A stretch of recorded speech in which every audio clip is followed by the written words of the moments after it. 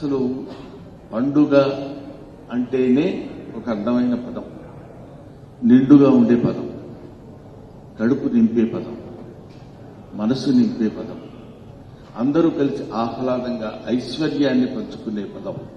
ఐశ్వర్యం అంటే ఇందాక చెప్పారు వెంకయ్య నాయుడు గారు. మనందరం కలిసి కూర్చుని ఓ చోట, అంటే డైనింగ్ టేబుల్ ఉంటే ఇప్పుడు డైనింగ్ టేబుల్, అప్పట్లో అందరం కింద కూర్చుని పిల్లలు అవి ఇవి చేసి పెడుతుంటే ఒకడది లాగి ఇది పీకి అవసరం పడేస్తే ఒరే చూడరా ఇదేది, తల్లి మందలిస్తుంటే తండ్రి కోపడి మామగారు కోపడి అందరూ కలిసి కూర్చుని ఆహ్లాదంగా భోంచేసేటువంటిదే నిజమైన ఐశ్వర్యం అంటాడు మహానుభావుడు. అది ఐశ్వర్యం అంటే, అది డబ్బంటే.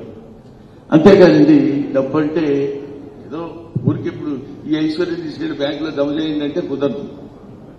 బ్యాంకులో జమ చేసిన ఐశ్వర్యం వేరే ఉంటుంది. కానీ ఈ ఐశ్వర్యానికి భగవంతుడు ఇచ్చినటువంటి ఒక అద్భుతమైనటువంటి నిర్వచనం పరమేశ్వరుడు ఓం నమోస్త్వనంతాయ సహస్రమూర్తయే సహస్ర పాదాక్షి శిరోరు బాహవే సహస్రనామనే పురుషాయ శాశ్వతే సహస్ర కోటి యుగధారిణే నమః.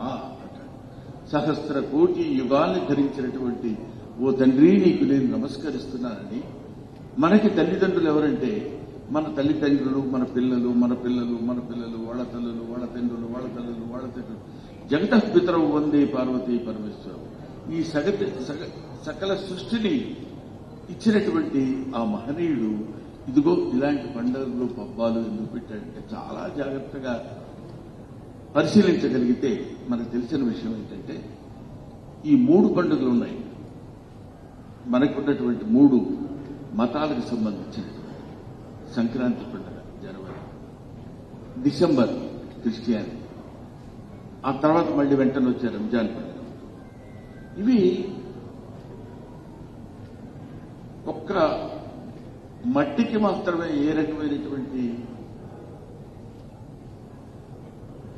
దాన్ని ఏమంటారు వేరే భావం ఉండదు. అది తల్లి.